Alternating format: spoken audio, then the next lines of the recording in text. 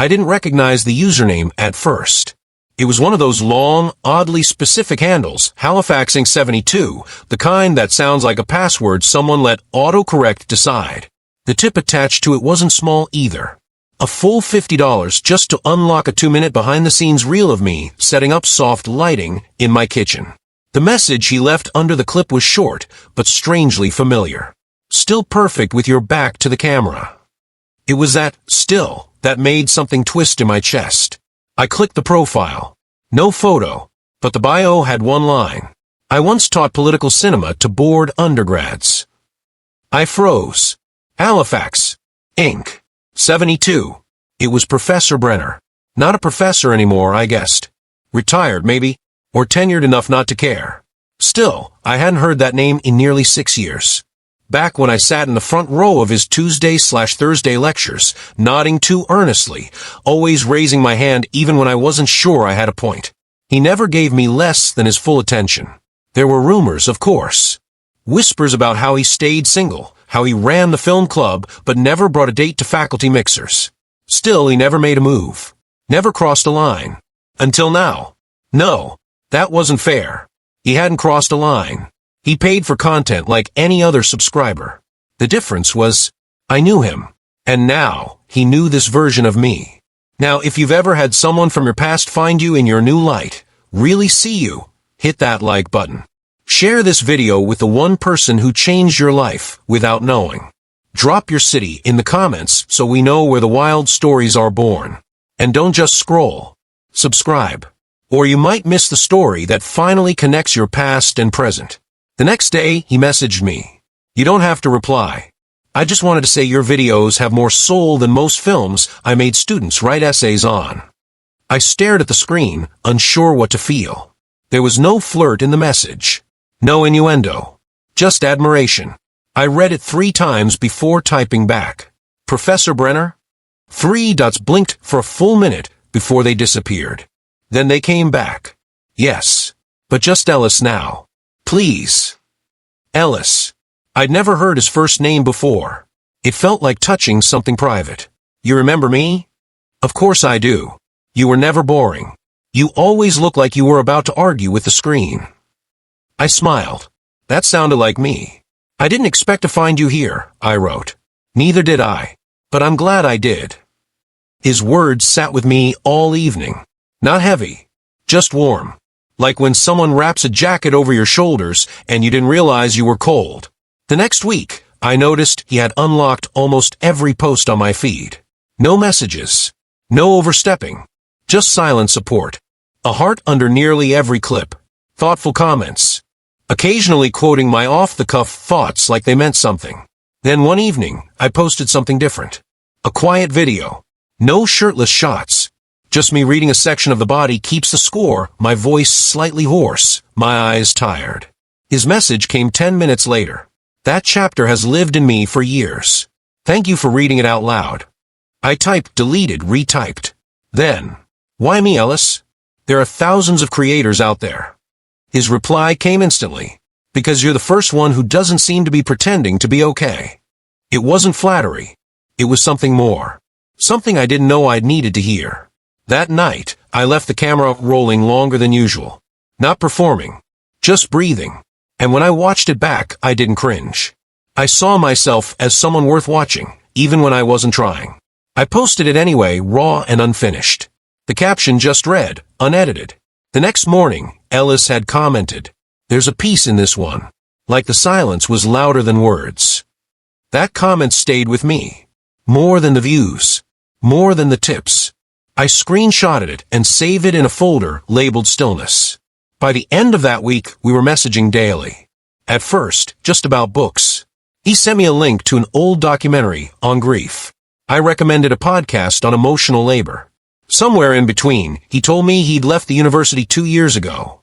That he'd moved to a quieter town in New Mexico, where he taught film history at a community center part-time. He didn't mention why he left. I didn't ask.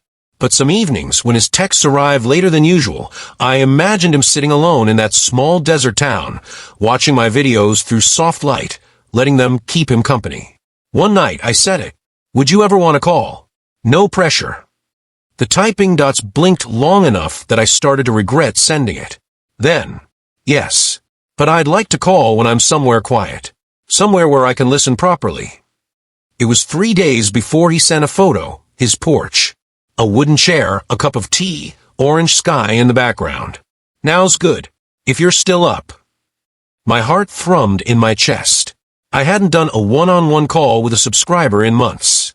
Not like this. Not without a paywall or script. Just showing up. I called. His voice was lower than I remembered.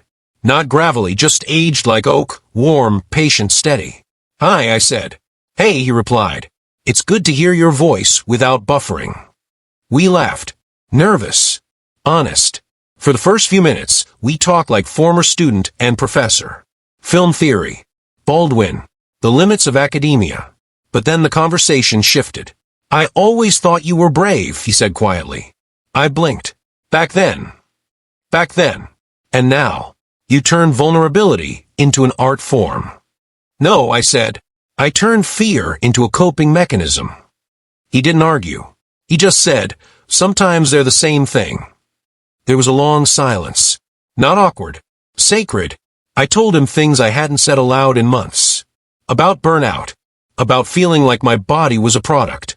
About the nights I filmed and forgot who I was in the middle of a sentence. He listened. Not the way fans do. The way people who used to carry your papers and expectations listen. With reverence. When the call ended, nearly 2 hours later, I sat on the floor and cried. Not out of sadness. Just release. And when I woke up, he'd sent another message. That call felt like coming home to a part of myself I didn't know I'd misplaced. That was when I knew something had shifted. Something slow and solid and terrifyingly gentle. Not desire. Not nostalgia. Something closer to love. He didn't say he wanted to visit. He asked if I'd be okay with company. That was how Ellis phrased things, like invitations, not intrusions. I said yes before I thought it through. He arrived one quiet Thursday afternoon in late spring, pulling up in an old Navy Subaru, the kind that looked like it had survived stories of its own. When I opened the door, he stood there with a brown paper bag and a hesitant smile. I brought lunch, he said, and a film reel. I thought maybe we could watch something old. Together. We didn't hug right away. We just stood there for a beat, reading each other in real time. You look exactly like yourself, I said. That's the best thing anyone said to me in years, he replied. I made coffee. He unpacked sandwiches and homemade lemon bars. We sat across from each other at my tiny kitchen table, knees knocking gently when we both reached for the sugar at once. He noticed the tripod in the corner. The ring light. The framed photo of my dad on the shelf. He didn't ask questions. He just noticed. After lunch, I showed him a short film I'd been editing. Nothing erotic. A self-directed monologue on letting go. The room went still as the video played. Ellis didn't move. When it ended, he exhaled like he'd been holding his breath. You made something honest, he said. Even when it hurt. That takes more than bravery. The sun had started to lean into evening by then. The living room glowed amber. I sat down on the floor beside the couch. He joined me, careful and close, but not assuming. There were no fireworks. No music swelling in the background. Just a quiet leaning. We didn't kiss that night. Not yet. But our hands met between the cushions. His thumb brushed the inside of my wrist, and I swear I felt it for hours afterward. He stayed until it was too late to drive back. I offered him the couch. He shook his head gently. I'll book a room nearby. But thank you. For this. For what? For letting me be part of the version of you that doesn't perform. I didn't sleep much that night. Not out of anxiety. Just the kind of stillness you feel when something good begins and you don't want to miss a second of it. The next morning, he texted just after sunrise. Walk. There's a trail behind my hotel. I'll bring coffee. I said yes. We met under the soft morning haze. He handed me a paper cup, our fingers brushing. No words were necessary for a while. The birds were louder than us. The gravel underfoot spoke enough. When we reached the end of the trail, there was a bench facing the water. He sat first, slow like he didn't want to disturb the moment. I followed. He looked at me, not urgently, just deeply. And then he said it. Do you know what happens when you see someone again? Not just with your eyes, but with the part of yourself you had to hide around them before. I shook my head. You realize you were always hoping they'd see you this way. Not because you've changed, but because you haven't. I swallowed. The cup in my hand had gone cold, but I hadn't noticed. I was scared you'd stop watching, I admitted. I never stopped. I just didn't know where to look. Until now.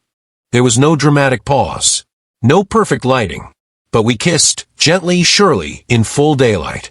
It wasn't a climax. It was an opening. He stayed the weekend. We cooked. We edited. We read old scripts aloud, laughing at our worst metaphors. One night, he stood behind the camera while I recorded a voiceover.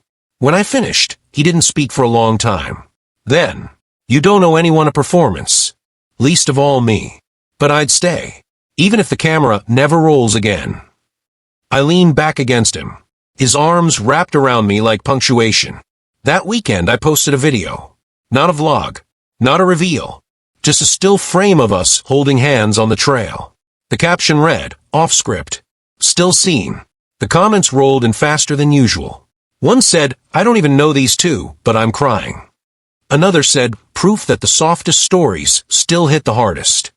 Subscribed for the content. Staying for the quiet love. You, yes you, if you're still here, you're not just a viewer. You're part of this. Like the video if you've ever waited to be seen. Share it with someone who changed your story. Drop your city. Or your initials. Let us know the light still reaches you. And subscribe. Because sometimes the realest love stories don't start with fireworks. They start with a comment. And a choice to stay. Ellis still watches every video. Sometimes with notes. Sometimes with silence. But always with presence. And I still leave the camera rolling, just long enough to remember. It was never about being seen. It was about being known.